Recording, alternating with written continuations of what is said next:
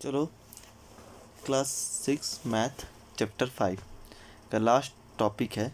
Topic नहीं, इसको revision बोलेंगे क्योंकि लास्ट में लिखा है व्हाट हैव वी डिस्कस्ड। अभी तक हमने क्या चीज़ डिस्कस कर चुके हैं उसको हम लोग एक लाइन में सब चीज़ पढ़ते जाएंगे, ठीक है। The distance between the end points of a line segment is called its length. Line segment क्या है? लाइन सेगमेंट के क्या होते हैं कि लाइन सेगमेंट होता है उसमें कि दोनों लाइन के जो दो पार्ट होते हैं, जो एंड पॉइंट होते हैं वो ख़त्म होते हैं, उसको लाइन सेगमेंट बोलेंगे। जैसे ये हो गया आपका लाइन सेगमेंट जिसके दो एंड पॉइंट होते हैं। इसका जो डिस्टेंस है एक पॉइंट से दूसरे पॉइंट का, इस लाइन की सेगमेंट को लेंथ बोलेंगे, ठीक। यही पहली लाइन बोल रही है। चलिए दूसरा लाइन बोल रहा है a graduated ruler and the divider are useful to compare length of line segment. एक जो हम स्केल होते हैं, ठीक, और एक डिवाइडर होता है, उससे क्या होता है कि लाइन सेगमेंट को हम कंपेयर करते हैं एक लाइन से दूसरे लाइन की तरफ में, ठीक है। ये कह रहा है दूसरे लाइन को। तीसरा लाइन बोल रहा है when a hand of a clock moves from one position to another position we have an example for an angles. एक जैसे कि घड़ी हो गई है, ठीक दोस्त, ये हो गई छोटी वाली सुई, ये बड़ी वाली सुई, ये सेकेंड वाली सुई, ठीक। अब कोई हैंड क्लॉक है, एक क्लॉक है, उसका कोई सुई है, वो एक यहाँ से मान छोटा वाला बड़ा वाला रहता है, ये मिनट वाला, ये यहाँ था पहले, ये एंगल चेंज करके यहाँ आ गया, तो ये यहाँ से यहाँ आया, जिस जिस मतलब कि डायरेक्शन को चेंज किया इसको हम लोग एंगल बोलते हैं, ठीक है। इसे एग्जाम्पल है ये एंगल का, ठीक। चलिए one full turn off the hand is a revolution. एक फुल टर्न, जैसे कि रिवोल्यूशन किसको बोलते हैं? रोटेशन और रिवोल्यूशन आपने पढ़ा होगा ज्योग्राफी में क्लास 6 में ही, कि ये अर्थ है और ये सन है, ये सन है सॉरी, ये अर्थ है, ये अर्थ घूमता है, ये आता है, तो ये रिवोल्यूशन हो गया, ठीक है। एक चक्कर पूरे सूर्य का काट लेता है ये एक चक्कर, तो उसको रिवोल्यूशन बोलते हैं। उसी लिए one full turn off the hand is a revolution. एक घड़ी के सुई की एक टर्न पूरा, ये मान लो बड़ी वाली सुई है, ये सुई घूम के फिर इसी पे आ जाती है, तो इसको वन रिवोल्यूशन बोलते हैं, ठीक। चलिए अब बोल रहा है a right angle is a 1/4 revolution. सही है, जैसे कि ये सुई का एग्जाम्पल है, क्लॉक का है, ये हो गया, ये रिवोल्यूशन हो गया, यहाँ से घूम के ये फिर इसी पे आ गया, तो 1/4 होगा, तो एक पार्ट ये हो गया, दो पार्ट ये, तीन part, 1 part 2 part 3 part 4 part हो गया, 1/4 रिवोल्यूशन। 1/4 रिवोल्यूशन ये मानते हैं, तो ये राइट एंगल होगा, 90 डिग्री होगा, ठीक है। And A straight angle is A 1/2 a revolution. Straight angle 1/2 पर है, ये स्ट्रेट एंगल हो गया, तो ये 1 रिवोल्यूशन घूम के जब आ रहा है, ये वाली जो हैंड है ऐसे घूम के जा रहा है 360, तो इसका जो एक आधा करेंगे, आधा, तो वो क्या करेगा, स्ट्रेट एंगल ही बनाएगा, 180 डिग्री ही बनाएगा, 1/2 रेवोल्यूशन। रेवोल्यूशन मतलब कि 160 डिग्री, 160 का 1/4 कितना होगा, 4 से डिवाइड देंगे तो ये 9 चौके 36, 90 डिग्री, मतलब कि राइट एंगल 1/4। उसी प्रकार ये क्वेश्चन यही है कि रेवोल्यूशन का 360 इंटू 1/2 हाफ है, तो ये होगा 180, ठीक। तो 180 मतलब कि स्ट्रेट एंगल, ठीक।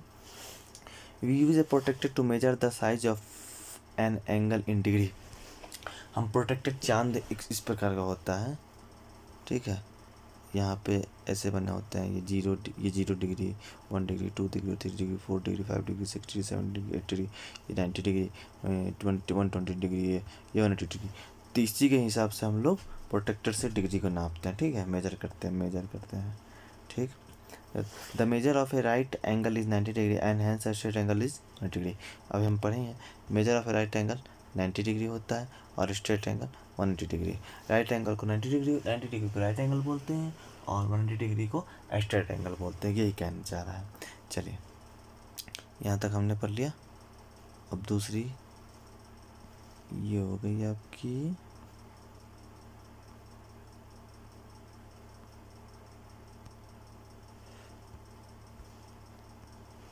चलिए हाँ, an angle is equal if its measure is smaller than that of a right angle, ठीक है।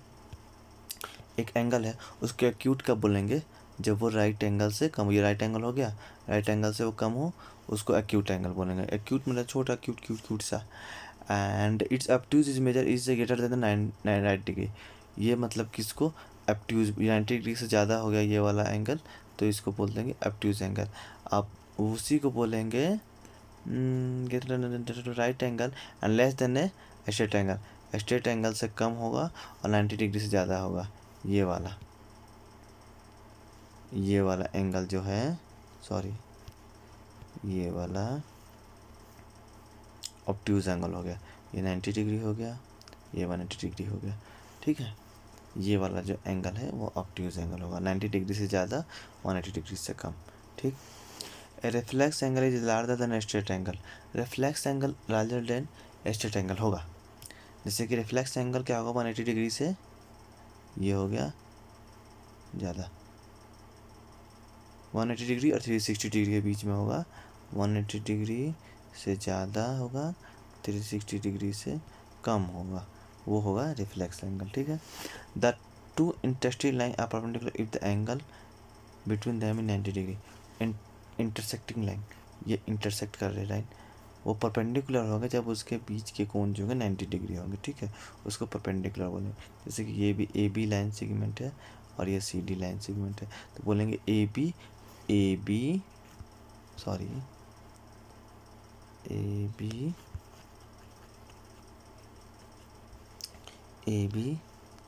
B perpendicular to C D, ठीक है, इसको ऐसे पढ़ते हैं। चलिए, the perpendicular bisectors of the line segment perpendicular to the line segment divides into 2 equal part. Perpendicular bisector वो होगा जो एक लाइन सेगमेंट को दो भागों में बांटेगा। मान लो कि ये ए बी है, ये हो गया सी डी। ए बी की लंबाई 6 सेंटीमीटर है, ये लाइन सेगमेंट सी डी जो ये दो भागों में ए बी को बांटता है, इसको हम ओ मान लेते हैं। तो क्या बोलेंगे, ए ओ 3 सेंटीमीटर होगा, ओ बी भी 3 सेंटीमीटर होगा, तो इसको परपेंडिकुलर बाइसेक्टर बोलेंगे, मतलब कि आधे आधे भाग में बांट रहा है परपेंडिकुलर लाइन जो है। A triangle can be classified as followed based on their angles. Angle के हिसाब से हम उसको, ईच एंगल इज इक्विट, अगर किसी ट्रायंगल के हर एक कोण एक्यूट हो, मतलब 90 डिग्री से कम हो, उसको एक्यूट ट्रायंगल बोलेंगे, ठीक है। 90 डिग्री से कम है तो ये एक्यूट ट्रायंगल बोलेंगे। इसमें लिखा है one angle is A right angle, एक ही ट्रायंगल के एक एंगल 90 डिग्री हो, उसको राइट एंगल ट्रायंगल बोलेंगे, ठीक है। एन एंगल इज ऑब्ट्यूज, किसी ट्रायंगल का एक एंगल 90 डिग्री से ज़्यादा हो, 180 डिग्री से कम हो, उसको ऑब्ट्यूज एंगल ट्रायंगल बोलेंगे, ठीक है। चलिए, इस पर हमने ये भी पढ़ लिया, और हम सातवां जो है इस पर देखते हैं। देखिए, इसमें है triangle can be classified as follow based on the length of their sides. अब तो एंगल के बेसिस से पढ़ लिया हमने, acute angle triangle, right angle triangle and obtuse angle triangle. अब लेंथ के हिसाब से पढ़ते हैं। All the 3 sides are unequal, एक ऐसा ट्रायंगल बनाते हैं जो हर किस साइड उसका बराबर ना हो, ये इसके बराबर ना हो, ना ही तीनों बराबर, इसको स्केलन ट्रायंगल बनाएंगे। विषम बाहु त्रिभुज, जो किसी भुजा जो तीनों साइड आपस में बराबर ना हो, उसको स्केलन ट्रायंगल बोलेंगे, ठीक है। ये स्केलन ट्रायंगल हो गया। चलिए, दूसरा है any two of the side are equal in length, किसी कोई सा दो साइड जो है वो इक्वल हो, वो ये वाला इक्वल है, ये वाला इक्वल नहीं है, तो उसको आइसोसेल्स ट्रायंगल बोलेंगे, मतलब कि जिसकी दो भुजाएं बराबर हो, ठीक है। अब देखो, एंड 3 साइड्स आर इक्वल, तीनों साइड बराबर हो गए, मतलब तीनों एंगल 60 डिग्री हो गए, क्योंकि तीनों मिला के तीनों कोण बराबर होंगे तो तीनों भुजाएं भी बराबर होंगे। तीनों भुजाएं बराबर कब होंगे, जब एंगल 60 डिग्री बनेंगे, क्योंकि त्रिभुज के तीनों कोणों का योग the sum of all angle of the triangle is 180 degree, तो ये 60 होगा, ये भी 60 होगा, ये भी 60 होगा, ठीक है। चलिए, समझ गए। स्केलन ट्रायंगल होगा विषम बाहु त्रिभुज, जिसके तीनों भुजाएं आपस में बराबर ना हो। अब होगा आइसोसेलेस ट्रायंगल, जिसके दो भुजाएं बराबर हो। इक्विलैटरल ट्रायंगल, जिसके तीनों भुजाएं बराबर हो। Polygon are name based on their side. Polygon बताया था आपको, जिसके 3 या 3 से ज़्यादा भुजाएं हो, जो प्लेन सरफेस हो, टू डायमेंशनल हो, उसको पॉलीगॉन बोलते हैं। पॉली मतलब बहुत सारे, जैसे पॉलीटेक्निक, बहुत सारी टेक्निक है। पॉली क्लिनिक, एक ही क्लिनिक में सब बीमारी का इलाज हो जाता है, ठीक है। उसी प्रकार पॉलीगॉन है।